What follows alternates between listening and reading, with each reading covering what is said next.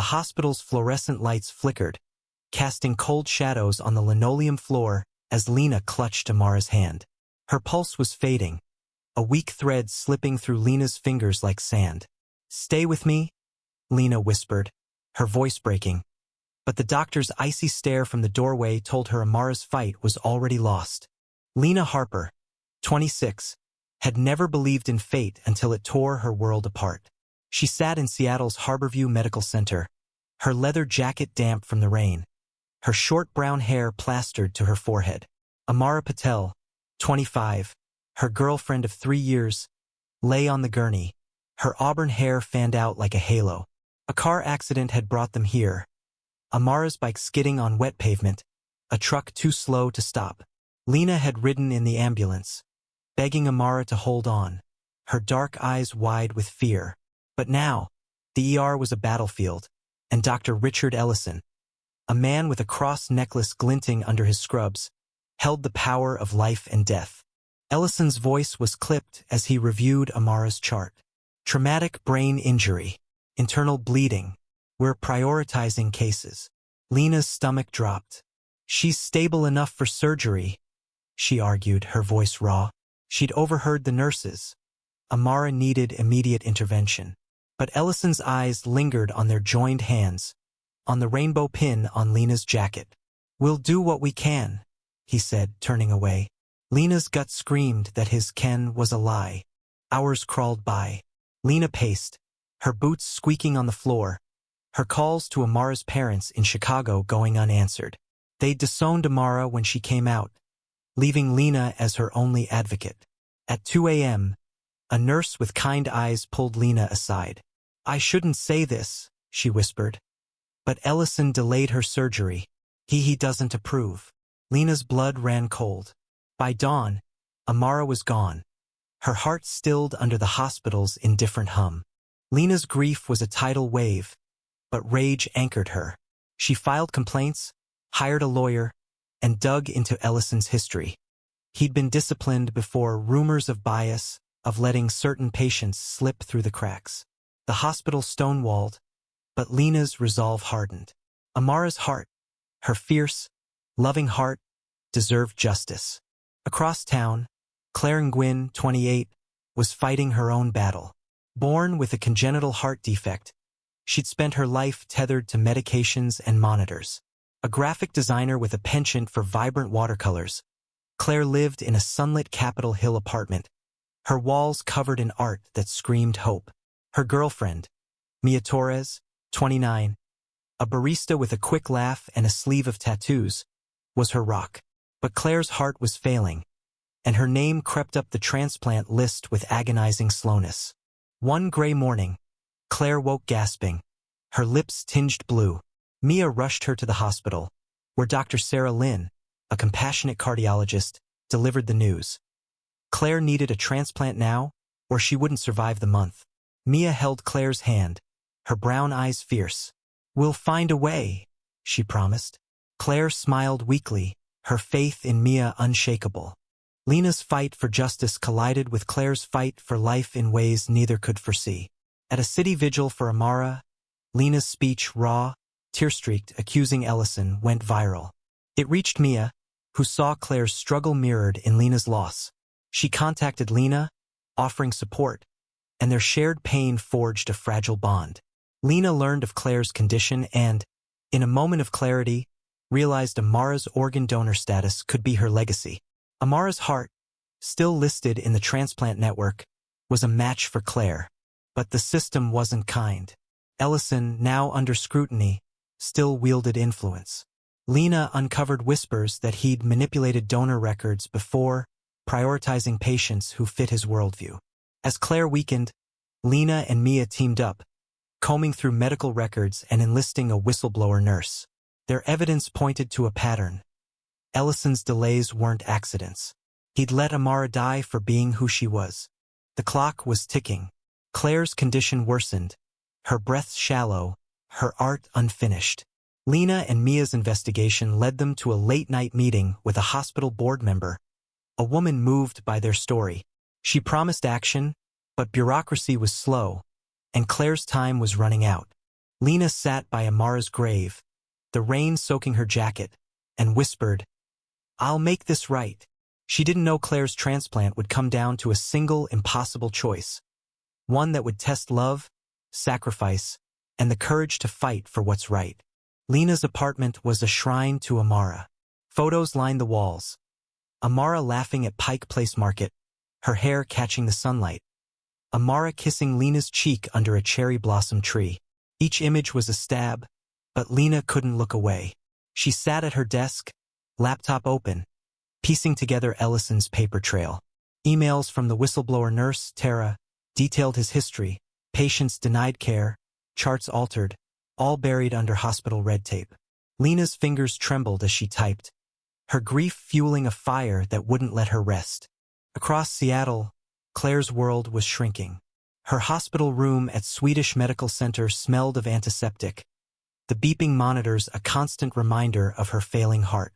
Mia sat beside her, sketching in a notebook to keep her hands busy. "You're gonna paint again soon," Mia said, her voice steady despite the fear in her eyes. Claire nodded, her fingers tracing the four-line. She dreamed of colors, vivid reds, deep blues, but her body felt like a fading canvas. Lena met Mia at a coffee shop in Fremont, the air thick with espresso and rain. Mia's tattoos peeked from her sleeve, a phoenix rising in ink. "Claire's running out of time," Mia said, her voice low. "The transplant list is a mess, and I don't trust the system after what happened to Amara." Lena nodded, her jaw tight. She handed Mia a USB drive with Tara's files. "Ellison's been skewing priorities. We need to prove it." Their alliance was uneasy at first. Lena was all sharp edges, her grief raw and unyielding. Mia was softer, her love for Claire a quiet strength. But their shared goal, to save Claire and expose Ellison, bound them. They spent nights poring over records, cross-referencing donor data. Amara's heart was still viable, preserved in the system, but its allocation was stalled.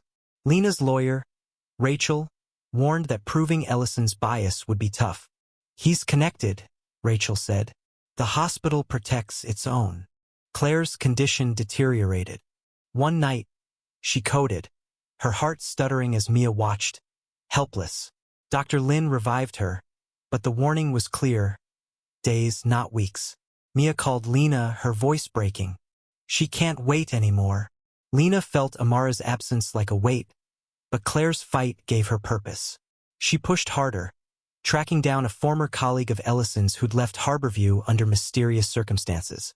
The colleague, Dr. James Carter, met Lena in a dimly lit bar. His hands shook as he sipped his beer.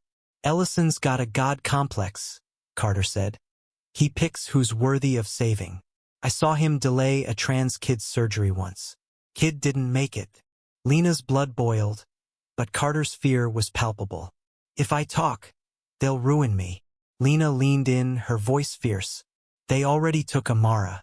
Help me stop him."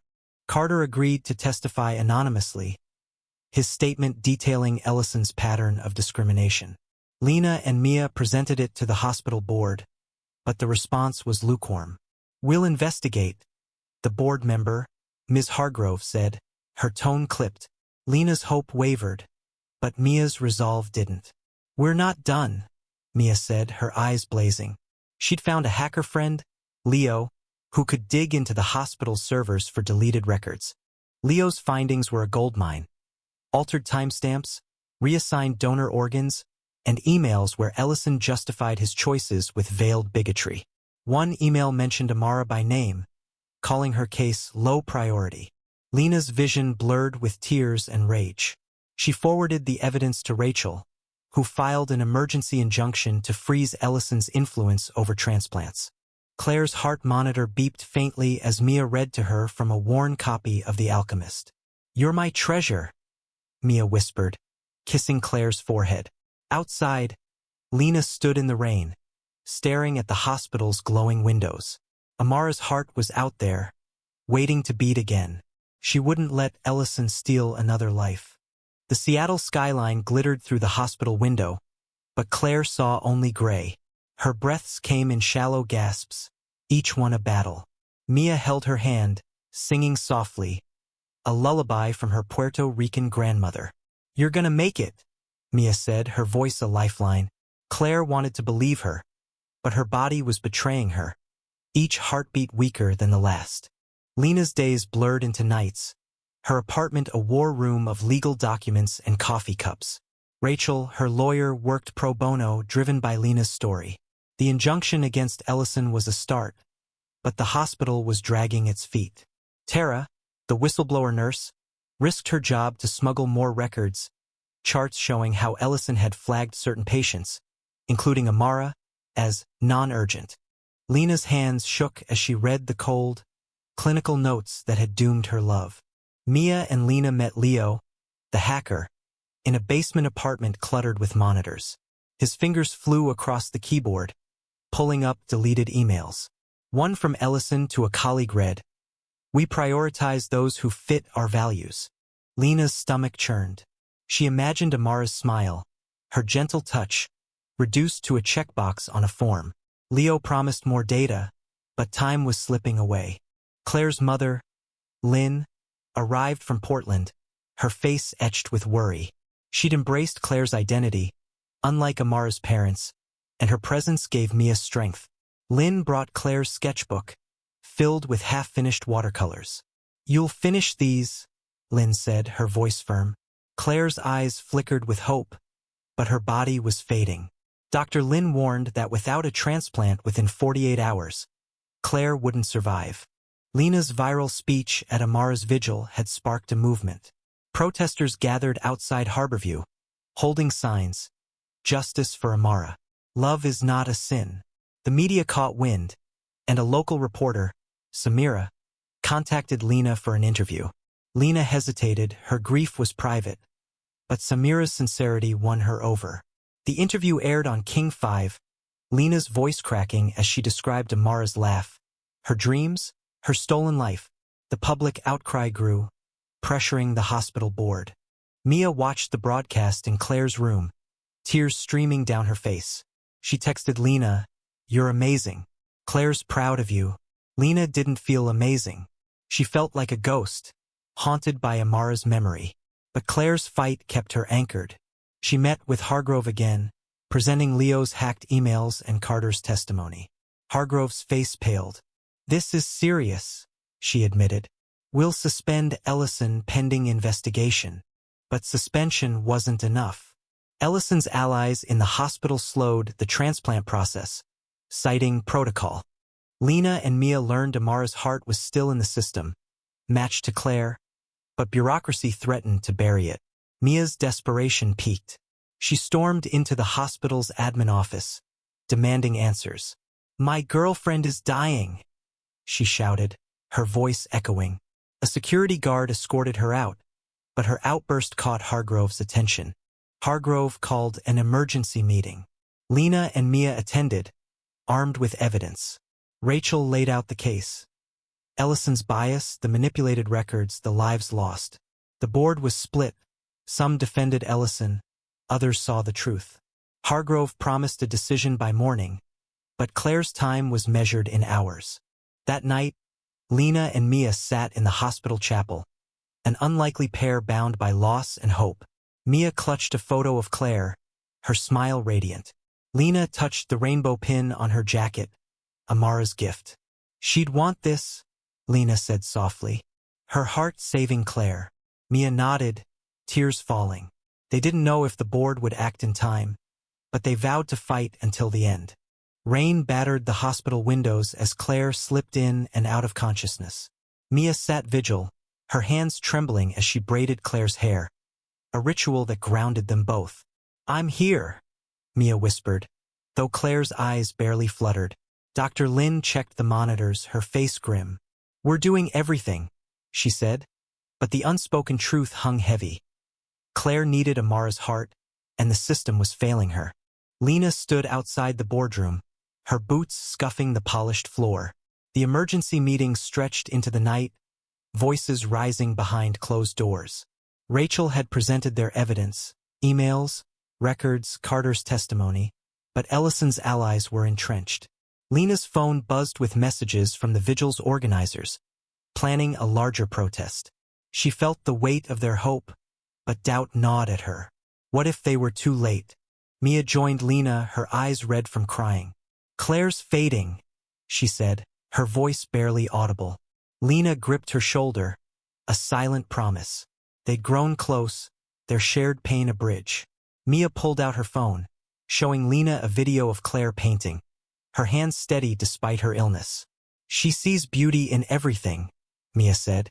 Lena nodded, thinking of Amara's sketches, tucked away in her apartment. The parallels hurt, but they also fueled her.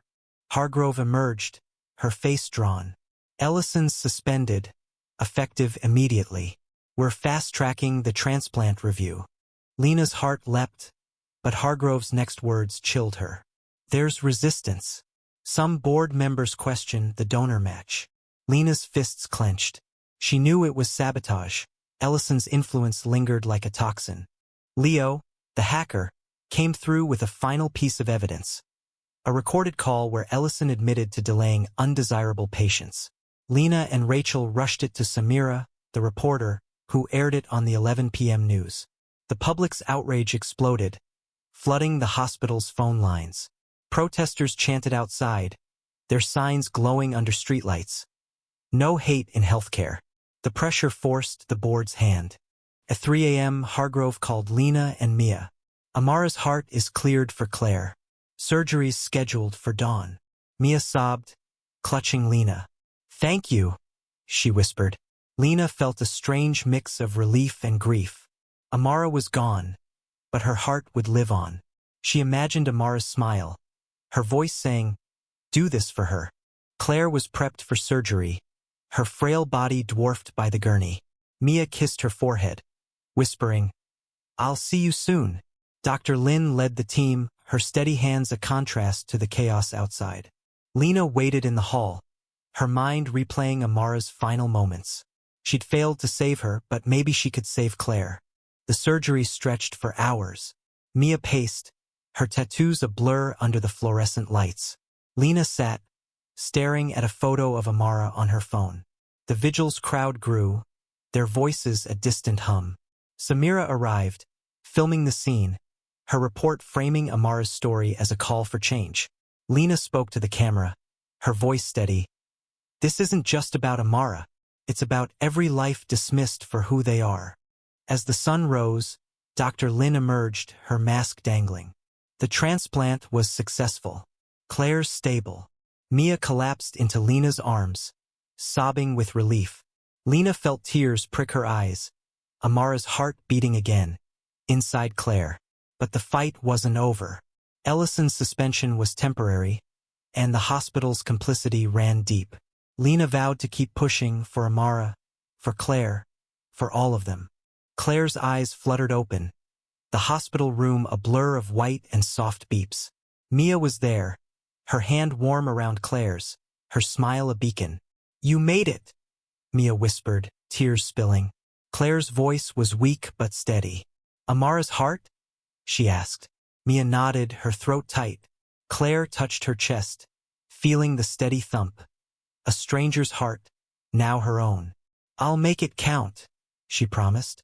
Lena stood outside, watching the sunrise paint Seattle's skyline pink. The vigil had dispersed, but its energy lingered, a city awakened to injustice. She felt Amara in the breeze, in the pulse of the fight. Her phone buzzed, Rachel, with news. The hospital board was launching a full investigation into Ellison's practices, spurred by public pressure and Leo's leaked recording. Lena exhaled, a small victory in a war far from won. Claire's recovery was slow. She sketched from her hospital bed, her lines shaky but determined. Mia hung each drawing on the wall, a gallery of hope. Dr. Lin visited daily, her quiet competence a contrast to Ellison's arrogance. "Amara's heart is strong," Lin said, checking Claire's chart. "It's like she's fighting for you." Claire smiled, her eyes bright with purpose. She wanted to meet Lena, to thank her. Lena hesitated when Mia invited her to Claire's room. Seeing Amara's heart in another woman felt like facing a ghost. But Mia's insistence won out. Lena arrived with a bouquet of daisies, Amara's favorite. Claire's smile was radiant, her dark eyes warm. "I'm alive because of you," Claire said, her voice soft. Lena shook her head. "Because of Amara." They sat in silence, a shared understanding binding them. The investigation gained traction. Tara, the whistleblower nurse, testified publicly, her courage inspiring others. Former patients came forward, their stories echoing Amara's. Lives diminished by Ellison's bias. Lena and Mia organized a coalition, partnering with local LGBTQ groups to demand systemic change. Samira's reports kept the story alive, her camera capturing the growing movement. Ellison, stripped of his medical license pending trial, lashed out in a statement, claiming he'd acted in good faith. Lena's rage flared, but Claire's recovery tempered it. She visited Claire daily, their talks a balm. Claire shared stories of her childhood in Portland, her love for art, her dreams with Mia. Lena opened up about Amara, her love for jazz, her fearless spirit. The women became a trio, their bond forged in loss and survival. Rachel uncovered more. Ellison had allies in the transplant network, skewing allocations nationwide. Lena and Mia took their fight to a national stage, speaking at a rally in D.C. Their words, raw and unfiltered, moved the crowd. "No one should die for who they love," Lena said, her voice breaking. Mia stood beside her, holding a photo of Claire, now strong enough to paint again. Claire's first post-transplant painting was of Amara, based on Lena's stories. A vibrant portrait of a woman with auburn hair and a fierce smile. Lena wept when she saw it, feeling Amara's presence. "She'd love this," Lena said, touching the canvas. Claire hugged her, Amara's heart beating between them. But the fight wasn't over. Ellison's trial loomed, and the hospital's resistance grew.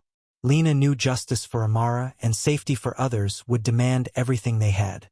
Claire's brush danced across the canvas, painting a Seattle skyline bursting with color. Her strength was returning, Amara's heart steady in her chest. Mia watched, her eyes soft with pride. "You're back," she said, kissing Claire's temple. But Claire felt a weight. Amara's heart was a gift, but also a responsibility. She wanted to honor it, to live boldly for the woman she'd never meet. Lena's life was a whirlwind of meetings and protests. The coalition she and Mia formed, Justice for Amara, grew, drawing allies from across the country. They rallied outside Harborview, their signs a sea of color. "Healthcare is a right. Love is not a crime." Lena spoke, her voice a blade. Amara's heart beats in Claire, but how many others were lost? The crowd roared, their anger a living thing. Ellison's trial began, a media circus that packed the courthouse. Lena sat in the front row, her jaw tight, Rachel at her side. The prosecution laid out the evidence. Hacked emails, Tara's testimony, patient records showing a pattern of neglect. Ellison's defense painted him as a misunderstood doctor under pressure, but Lena saw through it. His cross necklace gleamed, a mocking reminder of his hypocrisy. Claire, still weak, watched the trial on TV from her hospital room. Mia held her hand, her tattoos stark against Claire's pale skin. "He's going down," Mia said, but Claire wasn't so sure. The defense called witnesses, hospital admins who claimed Ellison was overworked, not biased. Claire's heart, Amara's heart, raced with anger. She sketched Ellison's face, his smugness captured in sharp lines. Lena took the stand, her voice steady but raw. She described Amara's final hours, Ellison's cold dismissal, the rainbow pin he'd sneered at. "He let her die because of who she loved," Lena said, tears falling. The courtroom was silent, the weight of her words sinking in.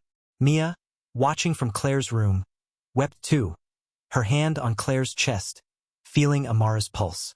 The trial exposed cracks in the system. Other victims' families testified, their stories a litany of pain. Queer patients, people of color, the marginalized, all deprioritized. Tara's testimony was a turning point, her voice shaking as she detailed Ellison's orders to reassess certain cases. The jury's faces hardened, and Lena dared to hope. Outside, the movement grew. Samira's reports went national, sparking protests in other cities. Claire, now strong enough to leave the hospital, joined a rally, her wheelchair adorned with daisies. She held a sign, "Amara's heart lives on." Lena and Mia flanked her, their faces fierce. The crowd chanted, their voices a tidal wave. But the defense fought dirty. They dug into Lena's past, painting her as unstable, a grieving girlfriend seeking revenge. They questioned Claire's transplant, implying favoritism. Mia's temper flared, but Claire calmed her. "We're stronger than their lies," she said, her hand over her heart. Rachel uncovered a new lead, a hospital accountant who'd tracked Ellison's funding ties to conservative groups. The money trail suggested influence peddling, explaining his untouchability. Lena and Mia pushed the evidence to Samira, who broke the story. The public's fury peaked, and the jury felt the pressure. As the trial neared its end, Claire painted a mural at the community center, a tribute to Amara, vibrant, bold, alive. Lena helped, her hands stained with paint, feeling Amara in every stroke. They didn't know if justice would come, but they knew Amara's legacy would endure. The courtroom was a pressure cooker, the air thick with tension as the jury deliberated. Lena sat outside, her boots tapping nervously, Rachel's hand on her shoulder. "We've done all we can," Rachel said. But Lena's mind was with Amara, her laugh, her touch, her stolen future. The verdict would decide if her death meant something. Claire was home now, her Capitol Hill apartment alive with color. She painted daily, her energy returning, Amara's heart strong. Mia cooked Eras con candles, filling the space with warmth. But the trial loomed over them. Claire watched Lena's testimony online, her heart aching. "She's carrying so much," Claire said, her fingers tracing her scar. Mia nodded. "We owe her everything." The jury returned after 3 agonizing days. Lena, Mia, and Claire sat together, hands linked, as the foreman read the verdict. Guilty on multiple counts of medical negligence and discrimination. Ellison's face was stone, but his eyes betrayed fear. The courtroom erupted, cheers mixing with sobs. Lena felt a weight lift, but it wasn't enough. Amara was still gone. The judge sentenced Ellison to prison, a rare victory in a system that shielded doctors. The hospital issued an apology, promising reforms, but Lena was skeptical. She and Mia met with Hargrove, demanding oversight by community advocates. Hargrove agreed, wary of more protests. Justice for Amara became a model for change, its coalition pushing for federal laws against healthcare bias.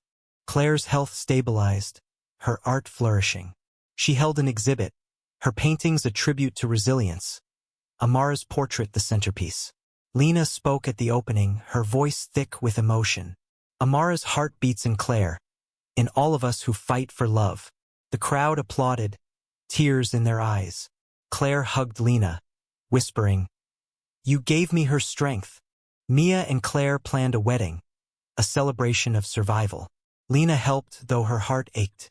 She visited Amara's grave, laying daisies on the stone. "You're still here," she said, feeling Claire's pulse in her mind. The movement grew, with Lena and Mia speaking at conferences, their story inspiring policy changes. But scars remained. Lena struggled with nightmares, Amara's face fading in and out. Claire felt Amara's heart skip during stress, a reminder of its history. Mia anchored them both, her love a steady flame. They formed a family, bound by shared loss and triumph. The hospital implemented reforms, but Lena watched closely, distrustful. She and Rachel filed a class action lawsuit for other victims, their fight ongoing. Claire painted a new piece, a heart entwined with rainbows, symbolizing hope. It hung in the community center, a beacon for the marginalized. As winter blanketed Seattle, Lena walked through the park where she and Amara had kissed under cherry blossoms. She felt a flicker of peace, knowing Amara's heart lived on. Claire and Mia joined her, their laughter echoing. The fight wasn't over, but they were stronger together. Spring brought renewal to Seattle, but Lena's heart still carried winter. She spoke at a national healthcare conference, her voice steady as she shared Amara's story. The audience, A mix of doctors and activists listened in silence, some wiping tears. Lena's coalition, Justice for Amara, had sparked audits in hospitals nationwide, uncovering bias in cities from Boston to LA. But each victory felt bittersweet. Amara wasn't here to see it. Claire's wedding to Mia was a burst of joy. The venue, a garden in Volunteer Park, bloomed with daisies and roses. Claire, radiant in a white dress, walked the aisle with Lynn, her mother, beaming. Mia, in a tailored suit, grinned through tears. Lena was their officiant, her words weaving Amara's memory into the ceremony. "Love defies loss," she said, her voice catching. Claire's heart, Amara's heart, beat strong as they kissed. The class action lawsuit gained traction, with more victims joining. Rachel worked tirelessly, her office a maze of files. Lena met plaintiffs, queer teens, trans elders, people of color, all harmed by a system that valued some lives less. Their stories fueled her, but exhaustion crept in. Mia noticed, inviting Lena to dinner. "You're not alone," Mia said, passing her a plate of empanadas. Claire nodded, her sketchbook open to a new portrait of Amara. Claire's art career soared, her exhibit touring nationally. Each painting told a story of survival, Amara's heart its silent muse. At a gallery in Chicago, Amara's parents appeared, their faces drawn. They'd seen Claire's work online, learned of the transplant. "We were wrong," Amara's mother said, tears falling. Lena, there for the event, forgave them silently, but the pain lingered. She handed them a photo of Amara, a small bridge. The hospital's reforms took shape: diversity training, patient advocates, transparent transplant protocols. Lena and Mia sat on the oversight board, their voices fierce. But whispers of resistance persisted. Some staff defended Ellison, calling his conviction unfair. Lena's nightmares returned, Amara's voice pleading. She confided in Claire, who listened, her hand over her heart. "She's proud of you," Claire said, her eyes warm. Samira's documentary on the case premiered, a raw look at Amara's death and Claire's survival. It won awards, amplifying their message. Lena watched it with Mia and Claire, tears streaming as Amara's face filled the screen. The film ended with Claire's mural, rainbows and hearts entwined. "This is our fight," Lena said, her voice firm. Personal healing was slower. Lena dated again, a quiet woman named Zoe, but her heart guarded Amara's space. Claire and Mia faced challenges. Claire's health scares, Mia's long hours, but their love held. They hosted Lena for game nights, their laughter a salve. Claire painted a gift for Lena, a canvas of two women under cherry blossoms, one with Amara's smile. The lawsuit's first settlement came, funds for victims' families and policy changes. Lena used her share to fund a scholarship in Amara's name for queer youth in medicine. At the award ceremony, she met a young lesbian aspiring to be a surgeon. "You're why I'm here," the girl said. Lena's throat tightened, feeling Amara's legacy. Seattle's rain softened, and Lena walked the park again, Zoe at her side. Claire and Mia joined, their hands linked. Amara's heart beat in Claire, in their fight, in their love. The war wasn't won, but they'd carved a path forward. Lena stood at the podium, addressing a packed auditorium at the University of Washington. The Amara Patel Scholarship Gala was in its first year, honoring queer youth pursuing healthcare careers. Lena's voice carried Amara's fire, telling their story to inspire the next generation.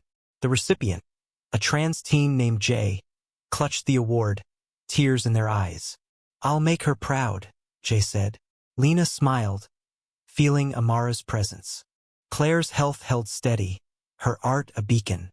Her latest piece, a mural for a queer youth center, depicted hands entwined. Amara's, Lena's, Claire's, Mia's. Mia, now managing a coffee shop, hung Claire's sketches in the space, turning it into a community hub. They hosted open mics, where Lena read poetry about love and loss, her words raw and healing. The class action lawsuit reached a landmark settlement. Millions for victims, mandatory reforms nationwide. Lena and Rachel celebrated quietly, knowing the cost. They met with policymakers in D.C., pushing for a federal healthcare equity act. Mia joined, her tattoos a bold statement as she spoke of Claire's survival. "Amara's heart taught us to fight," she said, her voice steady. Ellison's appeals failed, his sentence upheld. The hospital faced lawsuits from other families, its reputation scarred. Lena and Mia's oversight board pushed for accountability, auditing transplant protocols. Tara, the whistleblower, was promoted, her courage recognized. She and Lena became friends, bonding over shared battles. Claire faced a scare, a heart arrhythmia that landed her in the hospital. Mia and Lena stayed by her side, fear uniting them. Dr. Lynn adjusted Claire's meds, her calm presence reassuring. "Amara's heart is tough," Lynn said, smiling. Claire recovered, painting again within days. She gifted Lena a sketch of Amara laughing, a moment frozen in time. The movement grew global, with Lena and Mia speaking at international conferences. Samira's documentary inspired similar cases in Canada and the UK, exposing biased doctors. Lena met a British activist whose partner had faced similar neglect. They cried together, strangers bound by shared pain. Lena felt Amara's heart in every story, pushing her forward. Zoe, Lena's girlfriend, brought softness to her life. They cooked together, Zoe's quiet humor easing Lena's grief. At a pride parade, Claire and Mia joined them, waving rainbow flags. Claire's mural was unveiled, the crowd cheering. Lena kissed Zoe, feeling Amara's blessing in the sunlight. The scholarship grew, funding more students. Lena mentored Jay, sharing Amara's love for jazz and justice. Claire taught art at the youth center, her laughter echoing. Mia organized fundraisers, her energy infectious. They were a family, their lives intertwined with Amara's legacy. But challenges lingered. Lena faced harassment from Ellison's supporters, her inbox flooded with hate. She stayed strong, supported by Zoe and Claire. The Healthcare Equity Act stalled in Congress, but Lena and Mia vowed to keep fighting. They planned a national rally, their voices louder than ever. As autumn painted Seattle gold, Lena visited Amara's grave, Zoe at her side. She laid daisies down, whispering, "We're still fighting." Claire's heart beat strong, a testament to love's endurance. The path ahead was long, but they walked it together. The national rally filled D.C. streets, thousands marching for healthcare equity. Lena stood on a stage, her voice amplified, telling Amara's story. Claire and Mia stood beside her, Claire's hand over her heart. Amara's heart. "This is for every life dismissed, every love denied," Lena said, the crowd roaring. Rainbow flags waved, a sea of hope against a gray sky. Claire's art adorned the rally, her murals projected on screens. She'd painted Amara's heart as a phoenix, rising in vibrant hues. Mia, now a community organizer, coordinated the event, her tattoos gleaming as she directed volunteers. Lena watched them, pride swelling. They'd turned pain into power, Amara's legacy a flame that wouldn't die. The Healthcare Equity Act passed after months of pressure, a historic win. Lena and Mia met with lawmakers, ensuring its enforcement. Hospitals nationwide adopted new protocols, with Justice for Amara overseeing compliance. Lena felt Amara in every change, her love shaping a better world. Claire's health stabilized, her art a global sensation. She and Mia married in a second ceremony, this time with Lena as their witness. The garden bloomed, daisies everywhere. Claire's vows mentioned Amara, promising to honor her heart. Lena cried, Zoe's hand in hers, feeling whole for the first time since Amara's death. The scholarship thrived, funding dozens of queer youth. Jay, the first recipient, interned at a hospital, their passion echoing Amara's. Lena mentored them, sharing stories of Amara's courage. Claire taught art to scholarship students, her studio a haven. Mia opened a second coffee shop, a space for activism and art. Harassment faded, but Lena stayed vigilant. She and Zoe moved in together, their apartment filled with Amara's photos and Claire's paintings. They hosted dinners, Claire and Mia's laughter filling the space. The four were family, their bonds unbreakable. Samira's documentary won an Oscar, dedicating it to Amara. Lena and Claire spoke at the ceremony, their words a call to action. The film inspired laws in other countries, Amara's story a global symbol. Lena felt her everywhere. In Claire's pulse, in the movement's strength, in Zoe's love. Years later, Lena stood at Amara's grave, now a pilgrimage site for activists. She laid daisies down, her fingers tracing the stone. "You changed everything," she whispered. Claire joined her, her heart steady. Mia and Zoe stood back, giving them space. The rain fell softly, Seattle's embrace. Claire painted a final mural, Amara's heart, entwined with theirs, beating under a rainbow sky. It hung in the Capitol, a reminder of love's power. Lena looked at it, feeling Amara's smile. The fight continued, new battles, new faces, but Amara's heart lived on.